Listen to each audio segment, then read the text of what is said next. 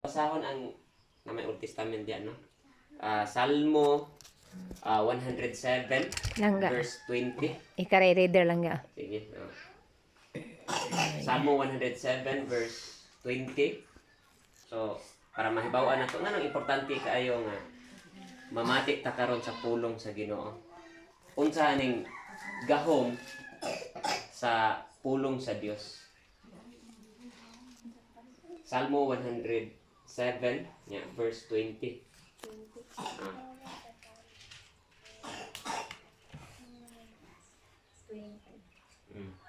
Giayon niya sila pinaagi sa pulong o giluwas gikan sa kamatayon.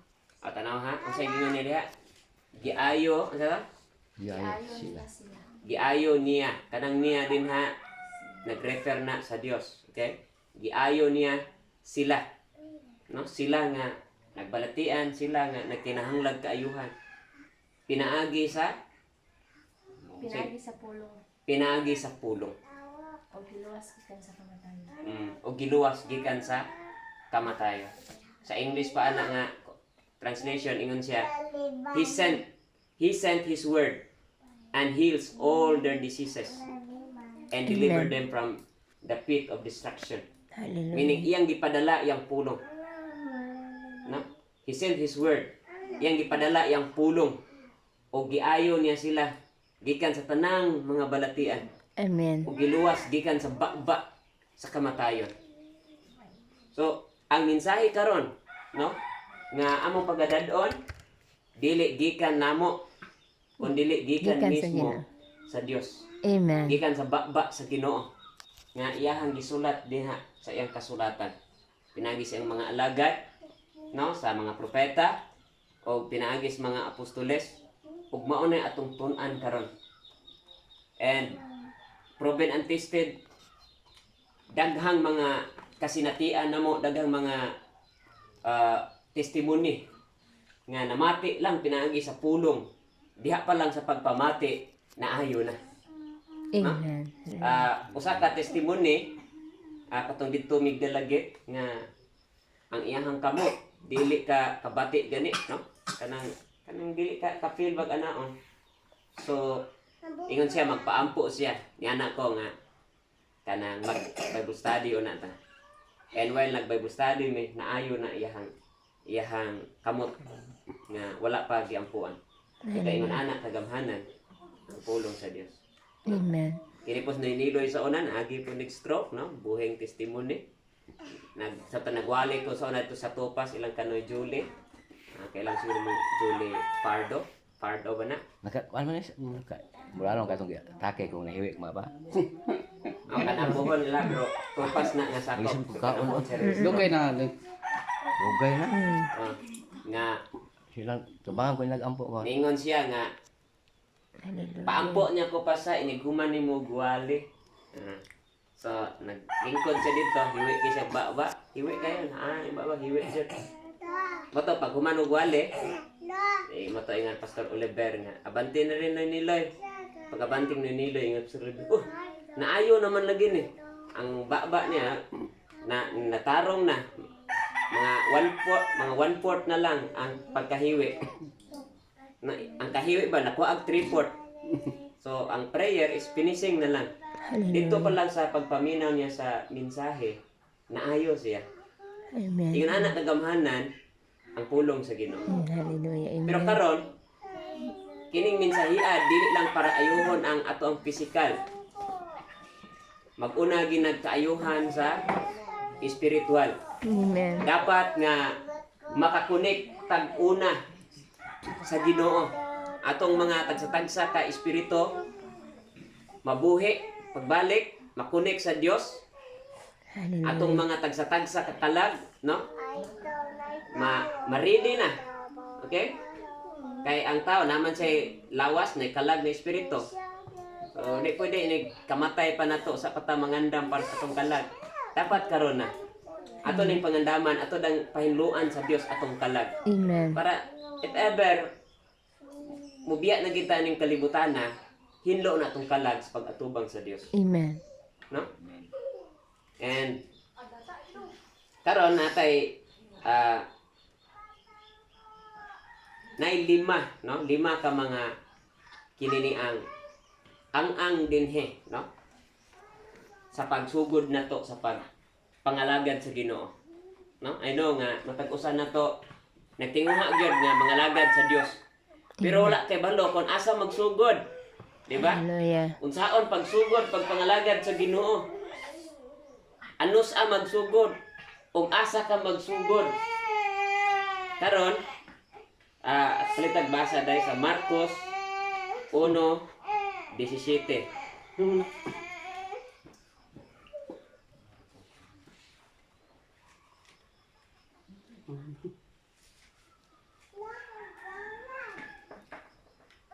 Hallelujah. Palitag basa dahil.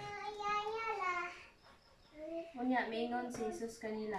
Kuyog kamo kanako, suluan ko kamo sa pagpanagan ng mga tao. Okay? So di kini nga time sa dihang si Pedro, si Simon ug si Santiago. Simon ug yung igsuon nga si Andres. Oh, Andres. Dito siya na sa baybayon kay nanagat sila. Mingagi si Jesus, no? Mingagi si Jesus dito. Og si Simon ug si Andres giingnan sila ni Ginoong Kristo. Kuyog kamo nato. Kay tudloan ko kamo unsaon pangisda og tao, no? So ina siya, come, follow me. Ngari, sunod nako, and I will make you a fishers of men. Imuon ko kamo mangingisda, mananagat og tao. So kung gitawag di ka sa Dios, ang tinguha sa Dios sa imuha is mahimo kang kumanagat ka unsa may dakpon, kuhaon. Isda. Isda, di ba? Katubang isda nga maayo, dili may isda o katug yung may isda. Katug yung Akit nung maayo nga isda may kuwaon. Hallelujah. Yes. Ako sulti na ka, sulti po ko ni mo ha. Sige, sige. Kanang Biblia, makibaw na ko ng Biblia. Mm. Makibaw na ko ng Biblia. Kay kato si Pedro gihimo naman to niya nga managat sa katawhan. Oh, di ba no? Mm. Kamo na dahil. Hallelujah. Praise the Lord, no? Kung tag-iingnan sila ni Ginoong Hesus, kuyog ka mo na ako. Kay himuon ko kamo nga mananagat og tao. Oh, mao na na. So, Nakuan ka na na. unsaon nga para makat-on sila, naay ginabuhat sila. Ning dool sila kang Ginoong Hesus, di ba? Ning dool, ning sunod para matudluan, no? Matudluan sa pulong sa Ginoo. Tugod kay kung wa sila ni sunod, dili sila matudluan sa pulong sa Ginoo. So, nikuyog gid sila ni Ginoong Hesukristo. Then karon, dunay 5 ka mga lakang, no? Nga makatabang sa pagsugod nato, no? Sa pagsunod kang Kristo, no? Unsa man pagsugod? Number 1 nga ang aron, di ba, before tama moabot og grade 2 dapat agitad grade 1. Human grade 2, grade 3, grade 4, grade 5, grade 6. Tay usa pa ta high school, dapat mahumanta sa elementary. So sa pag sunod nato ni Kristo, naa pud di siya ang sa pagsunod Hallelujah. nga para ka makasugod. Ingon siya dire sa number 1, unang ang sugdi ang pagsalig kang Kristo lamang. Siya sugdi ang pagsalig kang Kristo lamang. Buhing pulong Ginoo. Og undagi ang pagsalig sa imong kaugalingon ug sa mga maayong binuhatan alang sa imong kasiguruhan sa kaluwasan. So kung magisgot kita kaluwasan sa atong espiritu og kalag, ingon siya dire, undangi ang imong pagsalig sa imong kaugalingon nga makaluwas ka. Bisan gani ang imong binuhatan, imong effort, imong dili pwede nga makaluwas nimo. Kay ingon siya dire, sugdi ang pagsalig kang Kristo lamang. Amen. Christ alone. Si Kristo rajod. Magisgot tag kaluwasan, wala na ilay makaluwas. Si Kristo rajod.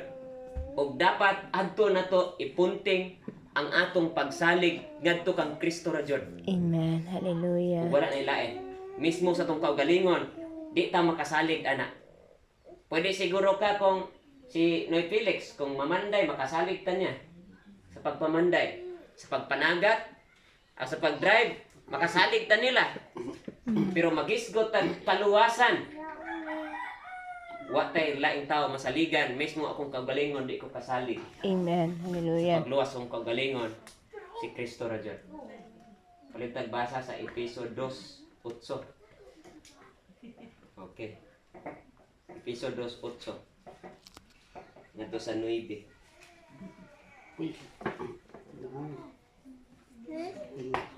Kay pinaagi sa pagtuo na luwas kamo tungod sa grasya sa Dios. Dili kini inyong buhat kun dili gasa sa Dios. Ingon sa diha ha, kay pinaagi sa pagtuo, sa pinaagi sa Pagtuo. pagtuo naluwas kamo tungod sa Grasya. grasya sa Dios. Sige, sunod. Busa walay makapasigarbo ni ini sanglit dili man kini bunga sa inyong mga panikam. Bosa, walay makapasigarbo, walay tao makapasigarbo nga naluwas ko kay maayo kong tao, buutan kong tao. Sanglit, sama? Dili kini bunga sa inyong mga Paningkamot. Kay kung bunga sa paningkamot, daraan na kay ta. Ako manluwas jud ko kay buutan kamo din ha, mga badlungon mo, maimperno da, mirisi mong dako. Da, kay nakabadlong mo da, patay lagi mos linog. No, mga inana ba? Pero magisgot tag kaluwasan di ay. Grasya na sa Ginoo nga buhi pa ta bisag gilinog. Di Hallelujah. nagpasabot nga mas badlungon tong nangamatay sa linog kay nato. No? Kaya ang kaluwasan sa Dios, grasya. Pare nagbasa dito sa Amen. 9. Oh. Busa walay makapasigarbo. Sa 8, palit atong last na sentence. Dili kini inyong buhat kun dili gasa sa Dios. Dili kini inyong buhat Kun dili gasa. kundi gasa sa Dios. Ang kaluwasan di ay kay regalo sa Dios. Dili ni ato ang paningkamot. Kung mangwarta ta,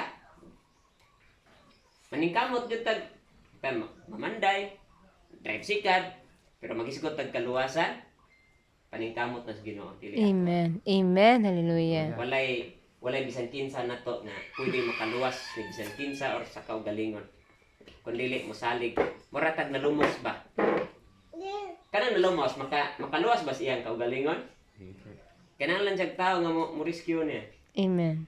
para maluwas ng nalumos. Ingon anak po na sa kaluwasan nga itong kalag nalumos sa sala. Kung silutanan na kinahanglan tag mo rescue na to. Og kana mao si Ginoong Hesukristo. Amen. Number 2 nga ang aron ta makasunod makasunod gyud sa Ginoo. Ingon siya dire, undangi ang tanan nga mga sala nga gipahayag sumala sa pulong sa Dios. Kumanda ita ni salig kang Kristo karon sugdan nato nga undangan na nato ang sala nga gisulti sa Biblia. Muna importante kay no, mas maayo kay si kuya singalan ani si Samson, no? Nagtuon na og Biblia. At least kay balo siya. Nakakuha ko sa Biblia. Ha? Nakakuha ko sa Biblia. At least nagtuon na siya sa Biblia, nakakuha na siya sa Biblia. Diyan ako tulo ka buok. Ha? Tulo. Tulo ka buok oh.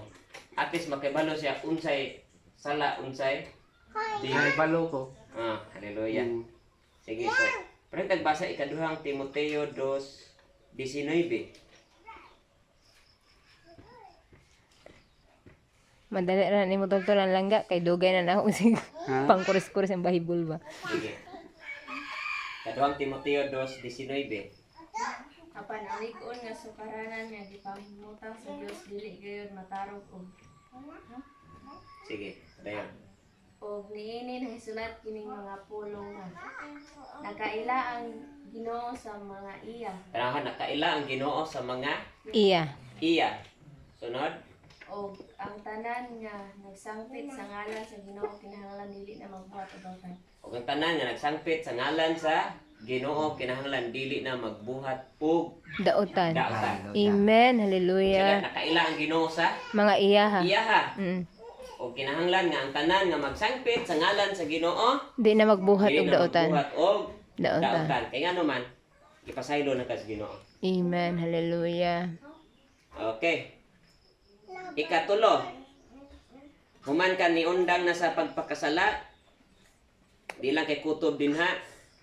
Giaghat ka nga moapil sa dagmayng grupo aron sa personal nga pagdisipulo o pag-apil sa sinimana nga pagsimba. Sa giaghat ka nga moapil og ginagmayng grupo o dinagko nga grupo. Pareha itong ginabuhat karon. Mm. Eh Hallelujah. kung wala ka ni apil dire, aw di ka kadungog. Nining mensahiya. So importante kining pag-apil sa mga ingani. Amen. Total dili man ni kada adlaw. No? Dili pud tibok adlaw. Hallelujah. Pila ra man ni ka oras, di ba? Naklit na eh. Di ni Saklit ra ni di siya. abtan og oras. So gikinahanglan nga moapil tag mga ingani. Kay ngano man, niining bahina makakat-on tas pulong sa Ginoo. Unsaon na to pagkat-on kung wa tay apil-apil og mga ingani. Mana giaghat jud ka. Og kani base po ni sa giingon sa pulong sa Ginoo. Palihog ta dai sa Hebrehanon chapter 10 verse 24. Nito sa 25.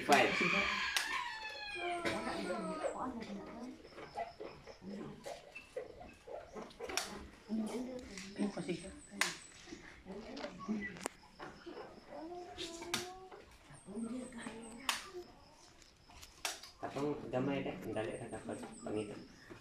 Okay. Mga Hebreo